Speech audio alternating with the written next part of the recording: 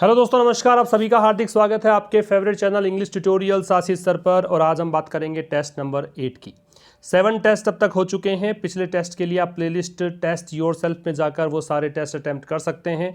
और आपको बता दूं मैं कि ये जो टेस्ट है वो बेस्ड होता है पिछले दिन के सेशन द हिंदू एडिटोरियल पर, जो आपको हर शाम 5 बजे मंडे टू फ्राइडे मिलता है।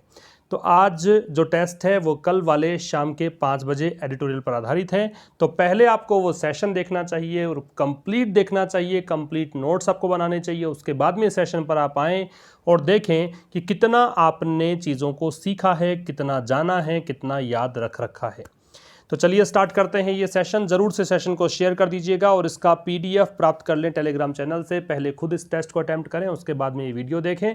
और बता दूं मैं आपको कि हमारे ऐप आशीष क्लासेस, जो एंड्रॉइड ऐप हमारी आशीष क्लासेस, का लिंक आपको डिस्क्रिप्शन में मिलेगा। उस ऐप पर आपको क्लोज टेस्ट और पैराजंबल का एक कोर्स प्रोवाइड करवाया गया है। 100 क्लोज टेस्ट, 100 पैराजंबल अभी चल रहे हैं वहाँ पे। 14 क्लोज टेस्ट अब तक मैंने कंप्लीट कर दिए हैं, 3 पैराजंबल्स वहाँ पे हैं। और आगे धीरे धीरे बढ़ रहा है कोर्स, और सभी न्यूज़पेपर से बनाकर आपको प्रोवाइड करवाए जा रहे हैं। अच्छे क्वालिटी के, अच्छे डिफ़िकल्टी लेवल के क्लोज टेस्ट और पैराजंबल वहाँ प्रोवाइड आपको करवाए जाएंगे। एक बार ज़रूर से आप उसे बाई करें, देखें, अटेम्प्ट करें सेशंस को। निश्चित रूप से आपका स्कोर बहुत अच्छा होगा एग्जामिनेशन में, पर्टिकुलरली इन 2 सेक्शंस की मैं बात कर रहा हूँ।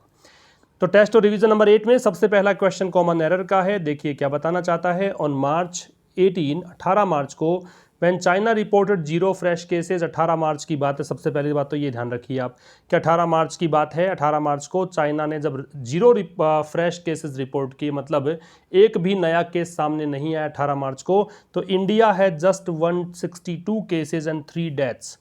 तो उस समय भारत में जो है 162 केस थे और 3 डेथ्स हुई थी। 18 मार्च की बात है, याद रखिए। तो हैज कैसे आ सकता है जब पास्ट की हम बात कर रहे हैं, इसलिए यहाँ पे हैड आना चाहिए। ओके, ज़्यादा इसके अंदर जाने की ज़रूरत नहीं है क्योंकि मैंने सब कुछ पढ़ा दिया है। वैसे बता देता हूँ, बट ट्रांसलेट कर देता हूँ। 18 मार्च को जब चाइना ने रिपोर्ट किया कि एक भी नया केस नहीं है, तो भारत में उस समय 162 केसेस थे, 3 लोग की डेथ्स हुई थी।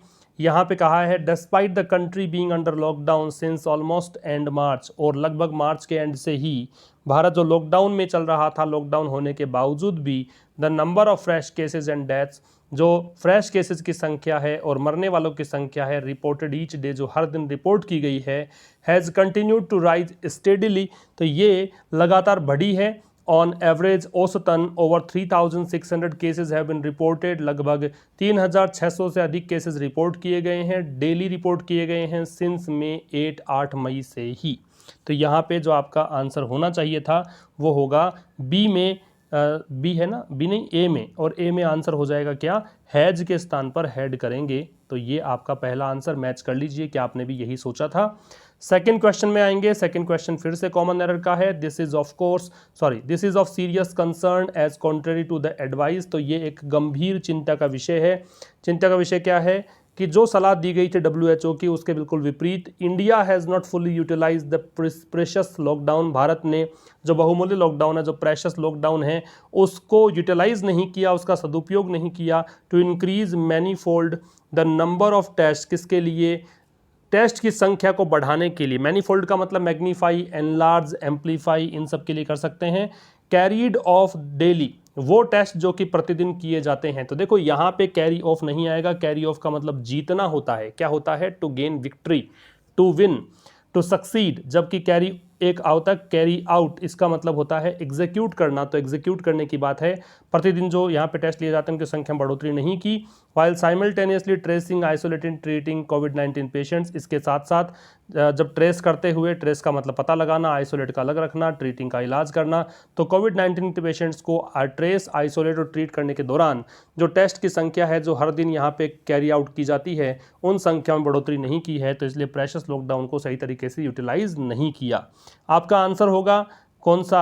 आपका आंसर हो जाएगा सी। ऑफ के स्थान पे लगेगा आउट। कैरी आउट का एग्जीक्यूट करना होता है। क्वेश्चन नंबर 3 है, सेंटेंस इंप्रूवमेंट है। Similarly surveillance and case finding. अब यहाँ पे सेंटेंस इंप्रूवमेंट की जगह ये एक प्रकार से फिल इन द ब्लैंक की बन चुका है। तो फिल इन द ब्लैंक की तरह डील करें इसको। तो सिमिलरली सर्विलांस, सर्विलांस का मतलब निगरानी होता है, and case finding of those with a travel history.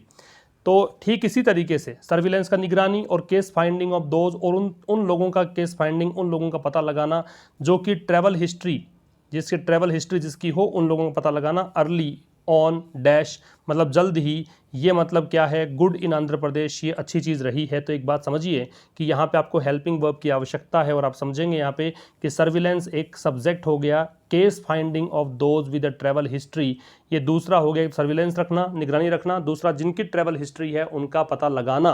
तो यहाँ दो सब्जेक्ट्स अगर हो गए हैं तो आपको जो वर्ब चाहिएगी वो प्लूरल चाहिएगी।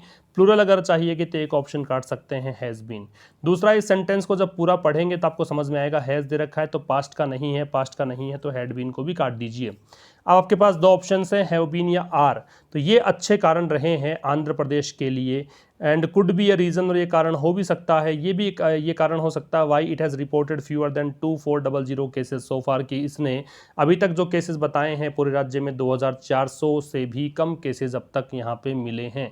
कारण क्या है कि यहाँ पे सर्विलेंस हुआ है, केस फाइंडिंग हुई है उन लोगों की, उन लोगों का पता लगाया गया है जिनकी ट्रैवल हिस्ट्री रही है, बहुत जल्दी ऐसा पता लगाया गया है। ये दोनों ही एक on, early on, have been good, ये अच्छी चीज़ रही है ना, अच्छी चीज़ रही है तो हैव बीन आएगा। आर को हटा देंगे, आर गुड कर देंगे तो ये अच्छी चीज़ें हैं, जबकि ये पिछली बातों की बात बता रहा है कि पिछले चीज़ें जो की है, जो ट्रैक रिकॉर्ड रहा है वो अच्छा रहा है, इसलिए हमने हैव बीन को चुना, वरना तो आर भी आ सकता था। इससे आगे लेके चलें तो सिनोनिम्स बताने हैं। तो कॉम्प्लेसेंट, कॉम्प्लेसेंट का मतलब बताया था मैंने आपको, स्मग या सेटिस्फाइड। स्मग या सेटिस्फाइड संतुष्ट को बोलते हैं, काफ़ी अच्छा वर्ड है स्मग, काफ़ी बार पूछ लिया जाता है आपसे। तो देखो, आर्डेंट है वो उत्साही को बोलते हैं, कंसर्न्ड का चिंतित को बोलते हैं, डिफिडेंट जो है वो एंटोनिम है किसका, कॉन्फिडेंट का। एक व्यक्ति कॉन्फिडेंट होता है जिसमें बहुत आत्मविश्वास भरा रहता है, एक व्यक्ति डिफिडेंट होता है जिसमें आत्मविश्वास की कमी नजर आती है, वो डिफिडेंट होता है। कंसर्न्ड का मतलब चिंतित है, आर्डेंट का उत्साही है, इनसोशिएंट यहाँ पे आ जाएगा, इनसोशिएंट का संतुष्ट है। देखो, उत्साही व्यक्ति है वो भी संतुष्ट नहीं है, उत्साहित है इसका मतलब कुछ ना कुछ नया करना चाहता है, इसलिए वो संतुष्ट नहीं कहला सकता। अगर चिंतित है तो फिर नेगेटिव लग रहा है उसको माहौल, तो वो भी संतोष की स्थिति नहीं है, संतुष्टिजनक स्थिति में नहीं है, तो इसलिए कंसर्न भी नहीं होगा। इनसोशिएंट एक नया वर्ड मिल गया है, तो ये स्मग और सेल्फ सेटिस्फाइड का सिनोनिम होगा। टेस्टिमनी, टेस्टिमनी का बताया था मैंने, प्रूफ सबूत को बोलते हैं, एविडेंस को बोलते हैं, तो डिसप्रूफ तो इसका एंटोनिम हो गया। एक्यूजेशन का आरोप हो गया, एविडेंस का सबूत हो गया, गैस का अनुमान लगाना है तो क्या आ जाएगा, एविडेंस। बहुत सिंपल हो गया ये तो। इसके बाद में एंटोनिम से मैनीफोल्ड, मैनीफोल्ड का कई गुना बढ़ाने को बोलते हैं, तो मल्टीफेरियस इसका सिनोनिम होगा। न्यूमरस अनगिनत, ये भी सिनोनिम होगा, कई गुना, है ना। डिस्टिंक्ट और अनलाइक, अनलाइक का के विपरीत होता है, डिस्टिंक्ट का मतलब विशिष्ट होता है। तो एक बात समझिए कि जब विविधताएं हैं, जब बहुत बड़ी संख्या में हैं, तो इसका मतलब विविधताएं हैं, विविधता के लिए ये भी आ सकता है, ये भी आ सकता है, ये भी आ सकता है। अनलाइक का मतलब भी के समान नहीं होना, तो के समान नहीं होने की संभावना तब बनती है जब दो से या एक से अधिक ऑप्शंस हैं आपके पास। डिस्टिंक्ट का मतलब एक की ही बात कर रहे हैं, एक विशिष्ट ऑप्शन की बात कर रहे हैं, तो वहां पे डिस्टिंक्ट आएगा। फिर रीसर्जेंस है, रीसर्जेंस का मतलब पुनरुद्धार होता है, रीसर्जेंस का मतलब नवीनीकरण होता है, ठीक है। तो यहाँ देखिए, रिवाइवल इसका सिनोनिम हो सकता है, रिविविफिकेशन इसका सिनोनिम है, पुनरुद्धार, पुनर्नवीनीकरण, मतलब एक प्रकार से पुनः जिंदा हो जाना, फिर से प्राण फूंक देना, इन सबको बोलते हैं। तो रिवाइवल, रिविफिकेशन, रिन्यूअल, ये तीनों तो सिनोनिम आ जाएंगे, तो ये तो इस ग्रुप का हिस्सा बन जाएंगे, ठीक है, ये सारा एक ग्रुप है। एक्सटिंक्शन विलुप्ति को बोलते हैं, तो ये हो जाएगा एक्सटिंक्शन। फिर रॉन्गली स्पेल्ड वर्ड बताना है, तो बारिंग की स्पेलिंग ही गलत है, BARRING। बारिंग का मतलब होता है के अलावा, एक्सेप्ट फॉर, या फिर यदि ऐसा नहीं हुआ है तो। ट्रांसमिशन की स्पेलिंग परफेक्ट है, TRANS, ट्रांस, और मिशन की स्पेलिंग आपको आती है। सर्विलेंस की स्पेलिंग सही है, SURVE।